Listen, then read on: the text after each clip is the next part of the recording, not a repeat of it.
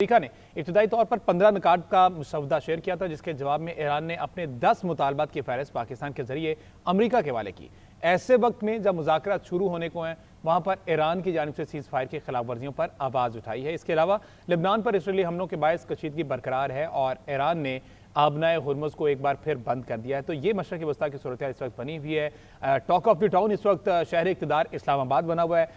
हमें ज्वाइन किया brigadier retired वकार खान साहब ने, और साथ ही साथ senior anchor person Faria Adrees साहिबा ने भी ज्वाइन किया है। Welcome to both of you जी। ब्रिगेडियर साहब, सर बहुत शुक्रिया आपके वक्त का। ब्रिगेडियर साहब, इंतहाई अहम 2 से 3 दिन जो हैं वो पाकिस्तान के लिए होने जा रहे हैं, मशरक़ वस्ता के लिए, बल्कि पूरी दुनिया के लिए होने जा रहे हैं। क्या समझते हैं? पहले तो आपका मौक़िफ़ जानना चाहूँगा। सिफारती कामयाबी तो है ही है, फील्ड मार्शल की इसमें बहुत अंत तक मेहनतें और पूरी दुनिया इसका एतराफ़ भी कर रही है। सर मार्वरीन, thank you very much. I think historic है हर लिहाज से, और इसका कोई प्रेसिडेंट नहीं है। मैं पुरानी देखता हिस्ट्री में, लाइक क्यूबन मिसाइल क्राइसिस थी, उसमें सिर्फ पोस्टरिंग हुई थी और फिर it was settlement between Kennedy and Khrushchev. इसको बड़ा हिस्टोरिक इवेंट गिना जाता है, हालांकि लड़ाई नहीं हुई। जी, अभी आप मिडिल ऑफ द वॉर में आई थिंक, और एक बड़ी पावर है, सुपर पावर, एक तरफ अमेरिका, फिर उनका गुमाश्ता है इसराइल, और एक तरफ हमारा ब्रदर मुल्क है।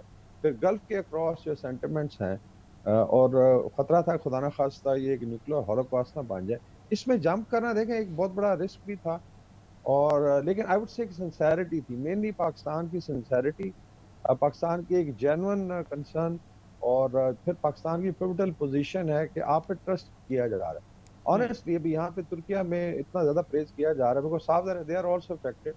आज president I think Tayyip Erdogan साहब ने भी बात की शहबाज शरीफ साहब से, उन्हें मुबारक भी दी और फुल सपोर्ट दिया, बैकअप दिया। और फिर ये 3 जो ममालिक हैं, मिडिल पावर्स हैं, वेस्ट एशिया और मिडिल ईस्ट के, तुर्किया, मिस्र, सऊदी अरेबिया, अल्टीमेटली देखें बैटन फिर पाकिस्तान के हाथ में पकड़ाया गया जी कि आप लीड करें। So this is I think हर लिहाज से पाकिस्तान का जो स्टेचर है, और जिस तरह आई थिंक आपने मेंशन किया रोल है फील्ड मार्शल आसिम मुनीर का, आई वुड से शबाना रोज मेहनत है, एक कमिटमेंट है। मेरे ख्याल में पिछले 2-3 हफ्तों में शायद बड़ा मुश्किल है कि 1-2 घंटे वो सोए हो रात को। The kind of hard work that is required. फिर द पोलिटिकल मिलिट्री लीडरशिप में शहबाज शरीफ साहब का रोल है, कायदाना एक गाइडेंस है, फॉरेन ऑफिस है डार साहब का, और पूरी जो टीम होगी इस तरीके से हमारी इंटेलिजेंस की टीम इनपुट देती हैं। फॉरेन ऑफिस का आई थिंक इसमें बहुत बड़ा किरदार फिर पाकिस्तानी कौम का है। तो मेरे ख्याल में ये हर लिहाज से एक तारीखी इंशाल्लाह डेवलपमेंट होगी। बाकी ठीक है, स्पॉयलर्स बीच में आएंगे, ये हमेशा होता है वॉर टाइम में। पहली बात होती है कि चीज़ों को कूल डाउन किया जाए, और फिर लोग आप पे ट्रस्ट करें। अगर ईरान के वज़ीर ख़ारजा हैं या स्पीकर हैं वो, और ईरान के अवाम जो है वो पाकिस्तान जिंदाबाद के नारे लगा रहे हैं, चाइना इसको सपोर्ट कर रहा है, उसके बाद रशियन फेडरेशन है, यूरोप है। अभी मैं देख रहा था कि इवन फ्रांस के सदर हैं, उन्होंने स्टेटमेंट दिया है जर्मनी से, and all across Islamic world, Saudi Arabia, south east Asia, south America, Japan.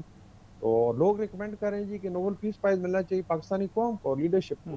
तो I think this is a historic moment for Pakistan.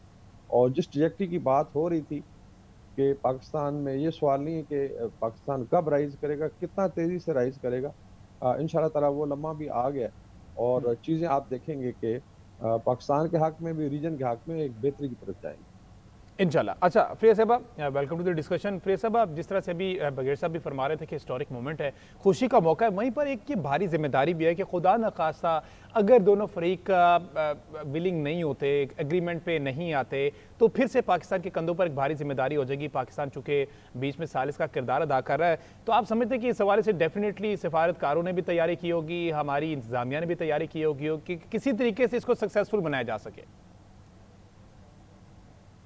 Sensitive मामलात हैं। आपने देखा है कि शुरू से पाकिस्तान ने इसमें बहुत कोशिश की है कसरत कि बहुत ज्यादा बयानात ना दिए जाए और मिनिमम इंटरेक्शन रखा है मीडिया के साथ, इसीलिए कि कहीं से भी कोई स्पॉइलर एलिमेंट ना जीतता हुआ नजर आए। अभी आप देखिए वॉल स्ट्रीट जर्नल ने जो ट्वीट किया है, तकरीबन 90.7 के व्यूज भी इस पे आ चुके हैं।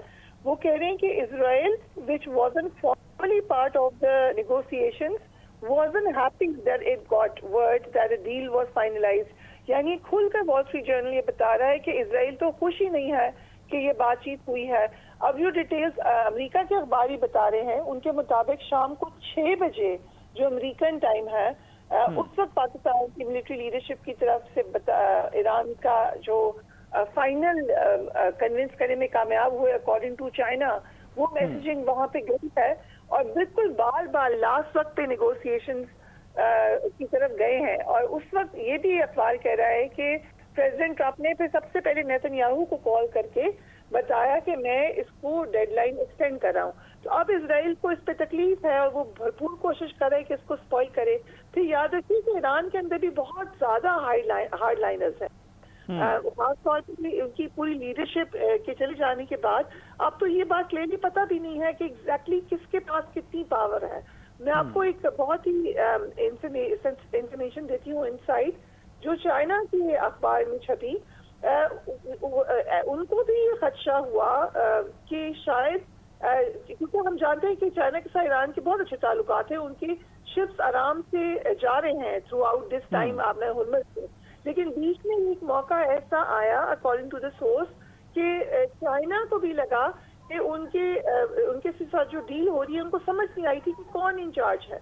तो क्योंकि वहाँ पे जंग है, क्योंकि वहाँ पे असैसिनेशन हुई है, क्योंकि वहाँ पे इस वक्त बहुत सख्त सेंटिमेंट है, इसलिए इस बात को खुफिया रखा गया थ्रू आउट के बातचीत बैकग्राउंड में हो रही है कि ये ना हो कि स्पॉयलर्स जीत जाए, और स्पॉयलर्स ज्यादा है और इस वक्त सेंस प्रिवेल करने वाले लोग कम हैं।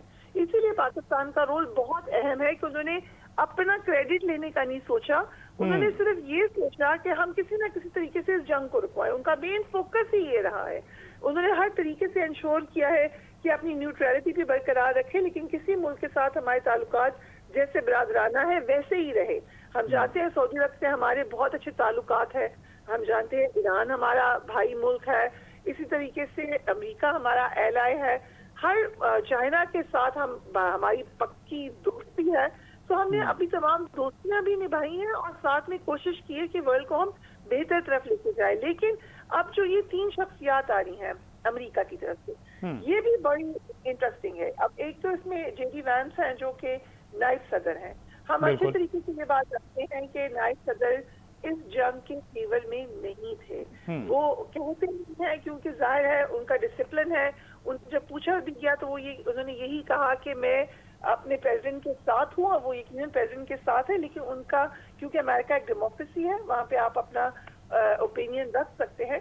उनका ओपिनियन ये है रहा है कि ये जंग में इस वक्त नहीं जाना चाहिए था। जैसा कि हम जानते हैं कि अमेरिका की मिलिट्री लीडरशिप का भी यही ओपिनियन था जो कि उन्होंने प्रेसिडेंट ट्रंप को बताया था, लेकिन फिर बड़े पैमाने में तब्दीलियां देखी हमने उनके मिलिट्री सेटअप में दौरान जंग भी। तो जेडी वैंस वो शख्सियत है, और साथ साथ जेडी वैंस बहुत आप कह सकते हैं कि तमाम मामले में उतने हॉकिश नहीं है जितने बाकी लोग हैं।